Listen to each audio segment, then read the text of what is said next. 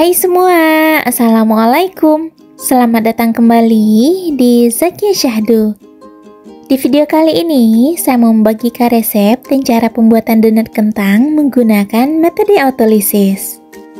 Meski donatnya dibuat menggunakan metode autolisis, tapi untuk hasilnya tetap lembut dan juga empuk ya. Jadi, buat teman-teman yang penasaran bagaimana cara membuatnya, yuk ditonton videonya sampai selesai.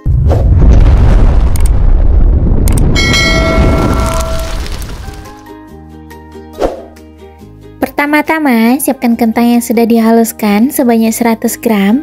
Untuk kentangnya ini, saya kukus masih dalam keadaan berkulit, kemudian saya haluskan hanya menggunakan garpu saja. Langkah selanjutnya, masukkan ke dalam wadah 1 butir telur. Kemudian, tambahkan gula pasir sebanyak 40 gram. Lanjut, masukkan kentang yang sudah dihaluskan tadi. Selanjutnya, tambahkan air suhu ruang, saya masukkan terlebih dahulu sebanyak 50 ml. Kemudian, ini kita aduk sampai semuanya tercampur dengan rata dan gulanya larut.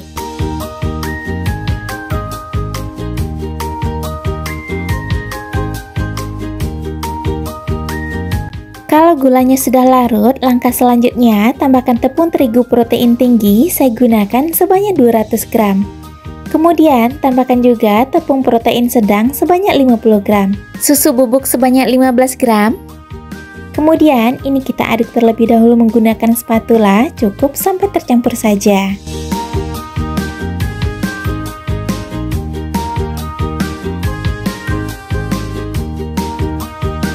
Kalau sudah cukup tercampur seperti ini, kemudian saya akan lanjut menguleninya menggunakan tangan. Untuk adonannya, pastikan tidak kekurangan cairan ya bun. Kalau dirasa kurang, bisa ditambah secara bertahap, sesuai dengan kebutuhan. Untuk total air yang saya gunakan pada adonan ini sekitar 70 ml. Kemudian adonannya ini kita uleni sampai benar-benar tercampur dengan rata. Nah, untuk teksturnya kira-kira kayak gini ya bun.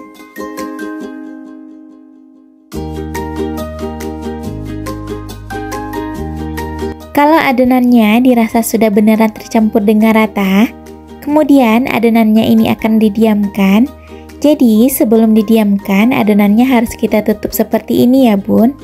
Untuk menutupnya, bunda bisa gunakan plastik wrap seperti ini atau bisa juga menggunakan kain sarbet.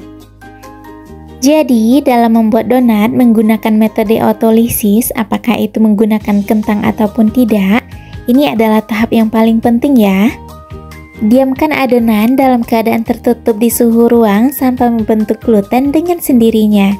Jadi, glutennya terbentuk tanpa kita uleni lebih lama ataupun menggunakan mixer.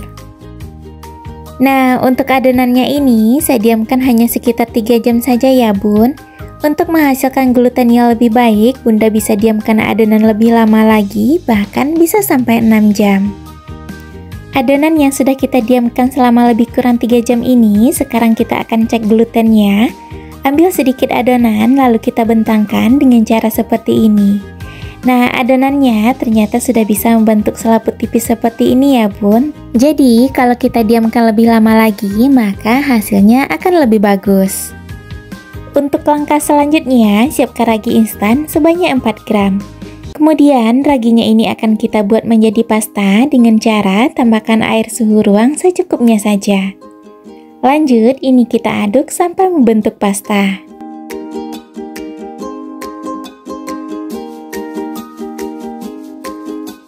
Kalau airnya dirasa kurang, bisa ditambahkan lagi sesuai dengan kebutuhan. Sehingga untuk hasilnya kayak gini ya bun. Untuk langkah selanjutnya, ragi yang sudah menjadi pasta seperti ini kita masukkan ke dalam adonan yang sudah kita diamkan tadi. Lanjut, ini kita uleni sampai semuanya tercampur dengan rata.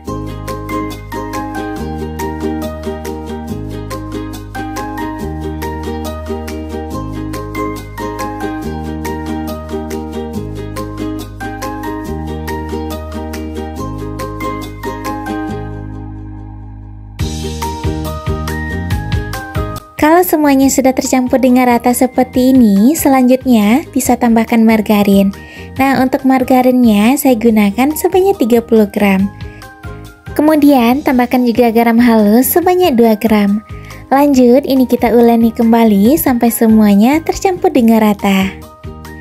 Pada tahap pencampuran margarin dengan adonan, kalau Bunda malas menguleni, bisa juga menggunakan mixer ya. Tapi pastikan jangan sampai over mixing.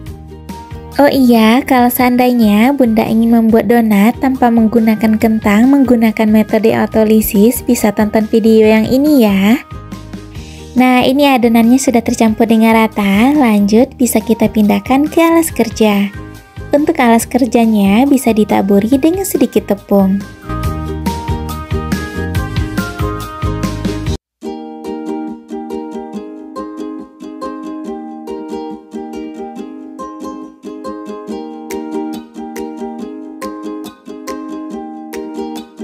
Untuk langkah selanjutnya, Bunda bisa olesi tangannya dengan sedikit minyak supaya tidak lengket di tangan.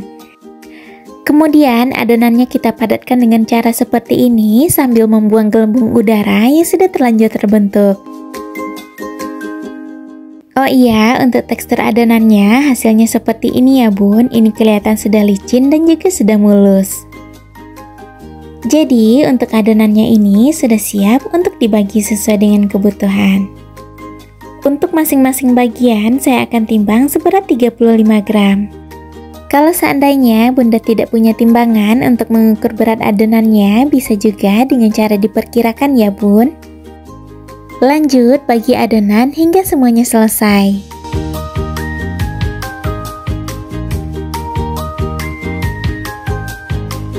Kalau adonannya semuanya sudah selesai dibagi, kita tutup dulu menggunakan kain sarbet bersih ya, supaya adonannya tidak cepat kering. Untuk langkah selanjutnya, siapkan tepung kering untuk bahan baluran, bisa gunakan protein tinggi ataupun protein sedang. Kemudian ambil satu bagian, lalu adonannya kita padatkan dengan cara seperti ini.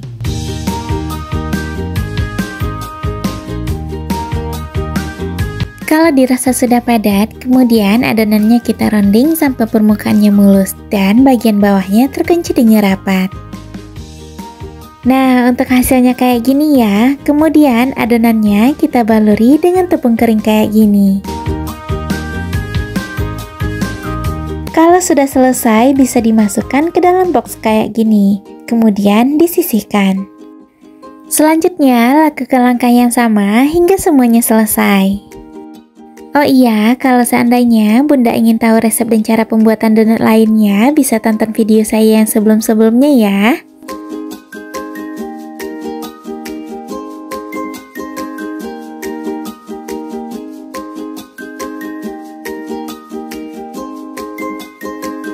Alhamdulillah, semua adonannya sudah selesai di rounding. Kemudian kita lanjut ke tahap resting. Untuk resting adonannya, saya simpan di dalam box donat dalam keadaan tertutup seperti ini selama lebih kurang 20 menit. Selain di dalam box, Bunda juga bisa resting adonan dengan cara menutup adonan dengan kain sarbet. Kemudian setelah adonannya kita resting selama 20 menit, tutup boxnya bisa kita buka. Nah, untuk hasilnya kelihatan sekali ya Bun kalau adonannya ini sudah mulai mengembang. Untuk langkah selanjutnya kita lakukan proses degassing. Di sini saya gunakan cetakan donat berbentuk mangkok seperti ini ya Bun. Untuk cetakannya sudah dilengkapi dengan alat penekan, kemudian juga dilengkapi dengan alat pembolong donat seperti ini.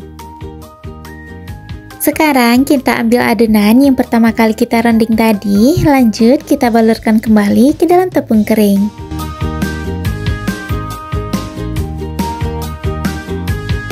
Kemudian masukkan ke dalam cetakan donat. Lanjut, udara yang terperangkap di dalamnya kita buang dengan cara menekan dengan alat penekan donat seperti ini ya Bun. Kalau degassingnya dirasa sudah cukup, selanjutnya letakkan adonan di atas alas donat yang sudah diberi dengan taburan tepung. Nah, untuk hasilnya kayak gini ya Bun, selanjutnya bisa disisihkan. Kemudian lakukan langkah yang sama hingga semuanya selesai. Oh iya, kalau seandainya Bunda ingin samaan dengan cetakan yang saya gunakan, nanti bisa dicek di kolom deskripsi ya. Untuk ukurannya tersedia beberapa ukuran. Setelah semuanya selesai dilakukan proses digasing, untuk hasilnya seperti ini. Untuk satu adonan tadi, saya buat menjadi dua bentuk seperti ini ya bun. Ada yang dikasih bolong dan ada yang tidak. Selanjutnya, adonan kita proofing sampai mengembang 2 kali lipat dalam keadaan tertutup. Untuk waktu yang saya gunakan dalam proses proofing ini sekitar 2,5 jam. Kalau proofing donat dalam keadaan tertutup seperti ini, sebaiknya sering-sering kita cek ya supaya tidak overproofing. Oh iya bun, untuk waktu yang saya gunakan dalam proses proofing ini jangan dijadikan sebagai patokan ya, karena proses proofing sangat berpengaruh terhadap cuaca. Untuk hasil proofingnya selama 2,5 jam seperti ini ya, adonannya sudah mengembang menjadi 2 kali lipat. Tanda proofing donatnya sudah pas ketika kita angkat seperti ini berasa lebih ringan, kemudian kalau kita goyangkan maka dia akan ikutan bergerak lebih rileks. Jadi waktu proofing yang kita gunakan masing-masing berbeda ya, yang penting jangan sampai overproofing ataupun underproofing. Langkah selanjutnya, goreng donat di dalam minyak yang sudah dipanaskan. Untuk apinya cukup gunakan api kecil saja. Dalam menggoreng donat cukup gunakan teknik 1 kali balik supaya donat tidak banyak menyerap minyak. Kalau satu sisi donatnya sudah berwarna kuning kecoklatan, bisa kita balik, kemudian kita lanjut goreng sisi berikutnya. Kalau kedua sisi donatnya sudah berwarna kuning kecoklatan seperti ini, bisa kita angkat dan ditiriskan.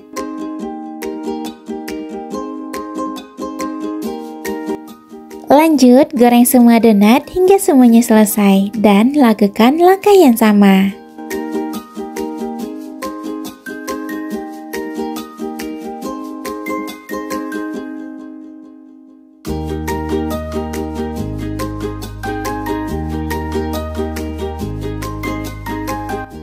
Alhamdulillah donatnya sudah selesai digoreng dan ini sudah dalam keadaan dingin.